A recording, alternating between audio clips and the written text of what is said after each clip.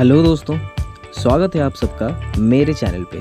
मैं अपने वीडियोस के द्वारा आप सबको एक बजट ट्रिप प्लान करने में हेल्प करता हूँ और कोशिश करता हूँ कि ज़्यादा से ज़्यादा आप सबको इन्फॉर्मेशंस प्रोवाइड कर सकूँ। तो आज के इस वीडियो में मैं आप सबको चोपता तुंगनाथ चंद्रशिला के बारे में बताने वाला हूँ, जिसको उत्तराखंड का मिनी स्विट्जरलैंड कहा जाता है। और इस ट्रिप के रिलेटेड जितने भी इंफॉर्मेशंस हैं वो सब मैं आप सबको इस वीडियो में बताने वाला हूँ।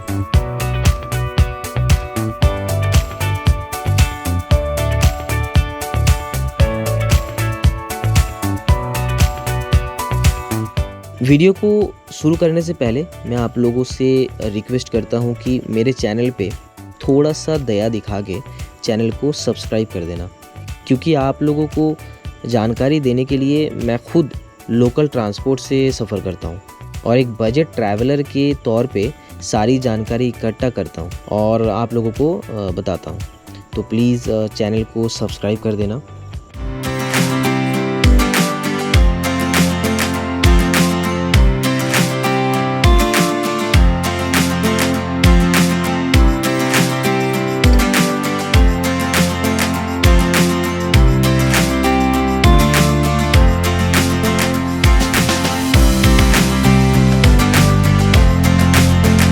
आज के इस वीडियो में मैं आप सबके साथ शेयर करने वाला हूं कि चोपता तुंगनाथ चंद्रशिला क्या है, यहाँ कैसे पहुँचना है, यहाँ पे स्टेज के क्या क्या ऑप्शंस हैं, यहाँ पे खाने के लिए आपको क्या क्या मिलेगा, बेस्ट टाइम कौन सा है, इस पूरे ट्रिप का बजट कितना होगा और आखिर में चोपता तुंगनाथ चंद्रशिला ट्रैक के बारे में सारी जानकारी देने वाला हूँ।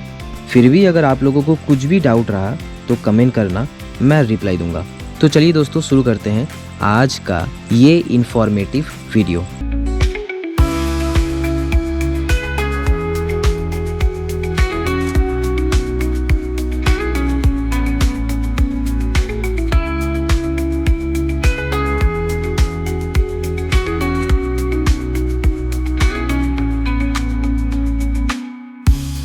सबसे पहले शुरुआत करते हैं चोपता तुंगनाथ चंद्रशिला से। क्या है ये और क्यों ये जगह इतना फेमस है? तो दोस्तों, फाइनली जो है हम लोग चोपता पहुंच गए हैं और सुबह के 5:30 बजे से लेकर के शाम को 5 बजने को आया है।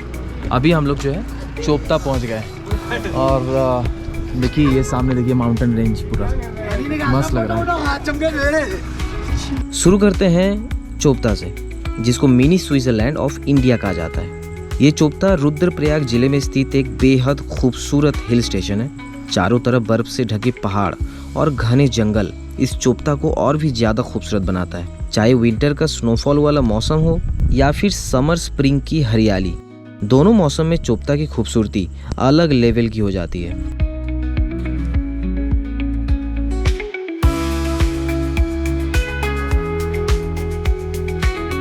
चोपता सिर्फ तुंगनाथ नहीं बल्कि कई हिमालयन ट्रैक्स का गेटवे है, जैसे चंद्रशिला ट्रैक, देवरिया ताल ट्रैक, रोहिणी बुग्याल, बनियाकुंड, दुगलबित्ता फॉरेस्ट, बिसुरी ताल और कंचुला कोरक ट्रेल।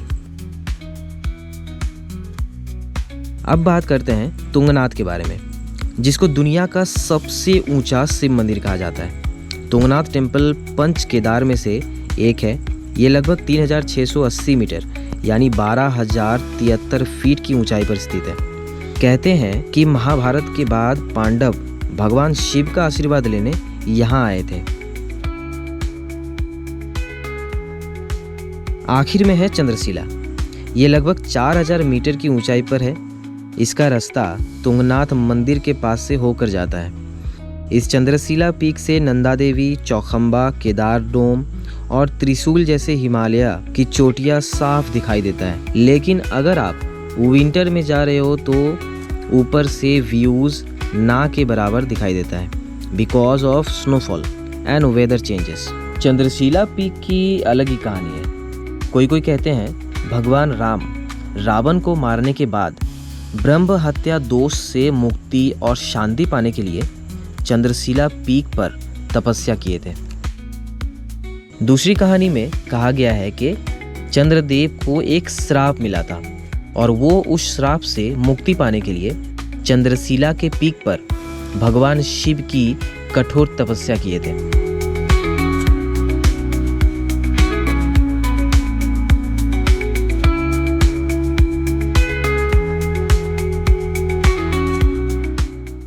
चलिए अब बात करते हैं कि यहाँ कैसे पहुँचना है। तुंगनाथ और चंद्रशिला जहाँ भी आपको जाना है, सबसे पहले आपको चोपता आना होगा। तो अब मैं बताने वाला हूँ कि आप चोपता कैसे पहुँच सकते हैं। हरिद्वार और ऋषिकेश उत्तराखंड के ये दोनों मेन स्टेशन हैं। इस जगह से आपको उत्तराखंड के कोई भी जगह के लिए बसेस मिल जाएंगे। तो सबसे पहले आपको आना है हरिद्वार या ऋषिकेश। हरिद्वार से चोपता पहुंचने का 3 ऑप्शंस हैं, बस, कैब और बाइक। सबसे पहले बात करते हैं बसेस के बारे में। हरिद्वार से सुबह 5:30 बजे आपको सबसे पहला बस मिलेगा ऊखीमठ के लिए। 5:30 बजे की बस पकड़ के आप पहुंच जाओ ऊखीमठ। अगर ये बस आपसे मिस होता है तो आपको रुद्रप्रयाग के लिए बस पकड़ना होगा। रुद्रप्रयाग से आपको डायरेक्ट चोपता के लिए बस मिलेगा। अगर चोपता के लिए बस नहीं मिलता है तो रुद्रप्रयाग से ऊखीमठ वाला बस पकड़ के आपको पहुंचना होगा ऊखीमठ। ये सब आपके लिए बहुत हेक्टिक हो जाएगा, इसलिए आप कोशिश करो कि हरिद्वार से सुबह 5:30 बजे वाला बस पकड़ लो। ऊखीमठ आप पहुंच जाओगे दोपहर 1:30 बजे तक। ऊखीमठ से आपको शेयरिंग जीप मिलेगा जो आपको चोपता तक छोड़ देगा। लगभग 1 घंटा लगेगा ऊखीमठ से चोपता पहुंचने के लिए।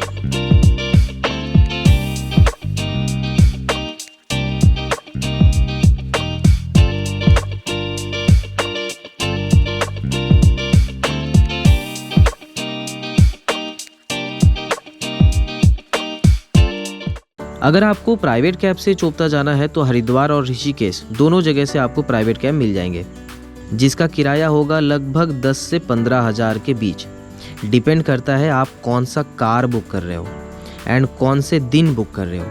अगर आपको जाना और आना दोनों करना है तो लगभग 20 हज़ार तक पकड़ के चलना होगा।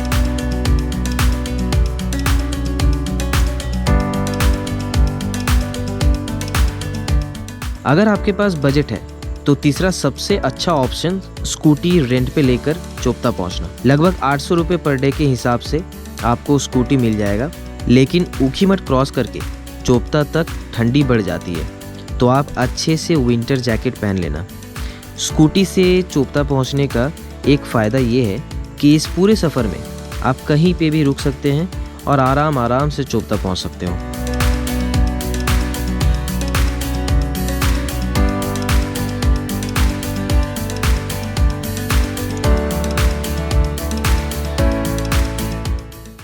अब बात करते हैं यहाँ पे रुकने के लिए क्या क्या ऑप्शंस अवेलेबल है। अगर आप लोग पब्लिक ट्रांसपोर्ट से चोपता जा रहे हैं तो आपको चोपता में ही रुकना पड़ेगा, और अगर आप रेंटेड बाइक या प्राइवेट कैब से जा रहे हो तो चोपता पहुँचने के रास्ते में कई सारे होटल्स अवेलेबल हैं, यहाँ आप रुक सकते हो। या फिर चोपता क्रॉस करके भूलकन करके एक जगह है, वहाँ पे भी आप रुक सकते हो। चोपता में केवल 10-12 होटल्स ही अवेलेबल है, इसलिए यहाँ होटल्स का किराया थोड़ा ज़्यादा है। अराउंड 2000 से 3000 के बीच आपको यहाँ पे रूम्स मिलेंगे। अगर आप चाहो तो चोपता के ऊपर तुंगनाथ मंदिर के पास भी स्टे कर सकते हो। यहाँ 2 से 3 होटल्स अवेलेबल है और किराया चोपता के मुकाबले थोड़ा ज़्यादा है। और अगर आप चोपता पहुँचने के रास्ते में या फिर भूलखन में रुकने का प्लान बनाते हो तो फिर यहाँ रूम्स थोड़ा सस्ते में मिलेगा।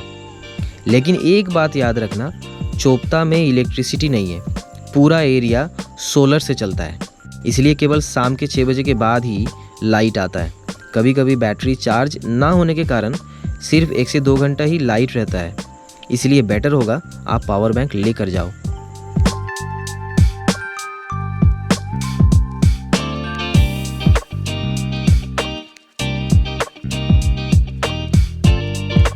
अब बात करते हैं सबसे इम्पॉर्टेंट चीज़ जो कि है खाना। ऊखीमठ में खाना थोड़ा सा सस्ते में मिलेगा, लेकिन चोपता में खाना बहुत महंगा है। यहाँ पे आपको वेज खाना ही मिलेगा। एक आदमी के लिए पेट भर के खाने के लिए आपको 200 से 250 रुपये पे करने होंगे। ब्रेकफास्ट के लिए आपको 80 से 100 रुपये पे करने होंगे। 2 से 3 रेस्टोरेंट्स ही अवेलेबल है यहाँ चोपता में। यहाँ आपको वेज थाली, पराठा, बटर नान, तंदूरी रोटी, नॉर्मल रोटी, पनीर डिशेस, ये सब मिल जाएंगे आराम से।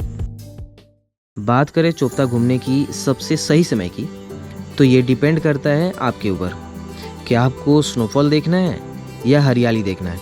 अगर आपको हरियाली देखना है तो आपको आना होगा मई से लेकर के सितंबर तक। इस टाइम तुंगनाथ टेम्पल का गेट भी खुला रहता है और इसी टाइम चंद्रशिला के ऊपर से चारों तरफ का हिमालयन रेंज भी बहुत ही क्लियर दिखता है।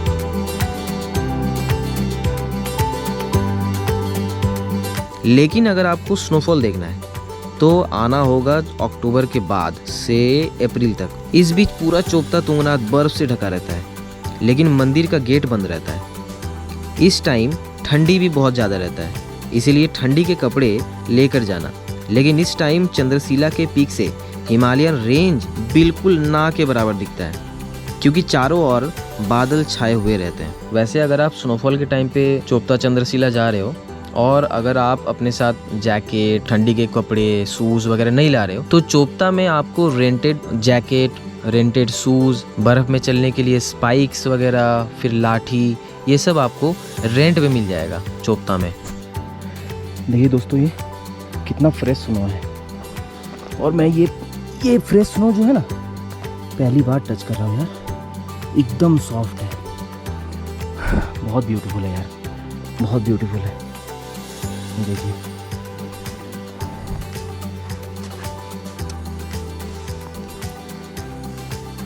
व्यू बहुत खूबसूरत है। बस ज़्यादा दूर नहीं है, आ गए हैं। 3 रेलिंग और है। अपने लड़के लोग 5 अजूबे ऊपर ही होंगे, चढ़ गए होंगे लोग।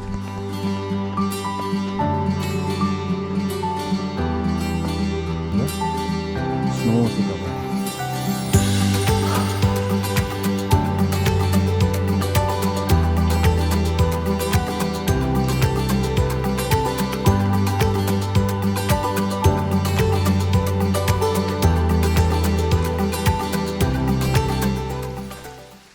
अब मैं आपको बताने वाला हूँ तुंगनाथ चंद्रशिला ट्रैक के बारे में। तो जिस दिन आप चोपता पहुँचोगे उस दिन ट्रैक शुरू मत करना, क्योंकि आपको हरिद्वार से चोपता पहुँचते पहुँचते दोपहर के 3 बज जाएंगे।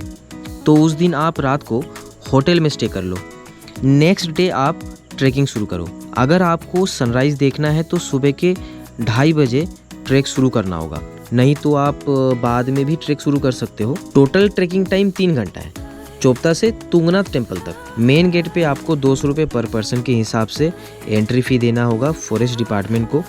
उम्र के हिसाब से एंट्री फ़ी अलग अलग है, मैं स्क्रीन पे दे देता हूँ, देख लो आप लोग। इस ट्रैक के नज़ारे बहुत खूबसूरत हैं, चारों ओर बर्फ़ से ढके पहाड़ों का नज़ारा आपको देखने मिलेगा।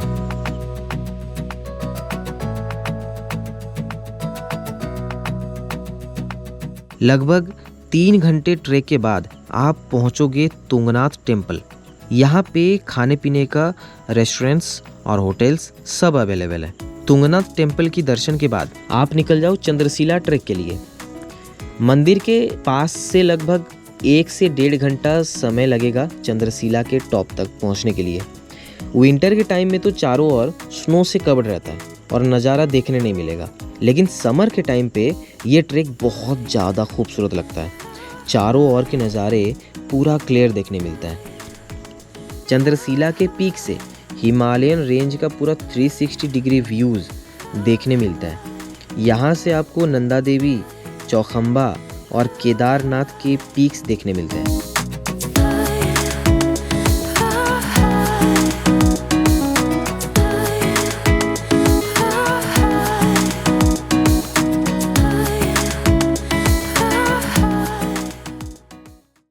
बात करते हैं सबसे इम्पॉर्टेंट पॉइंट के बारे में, जो कि है बजट।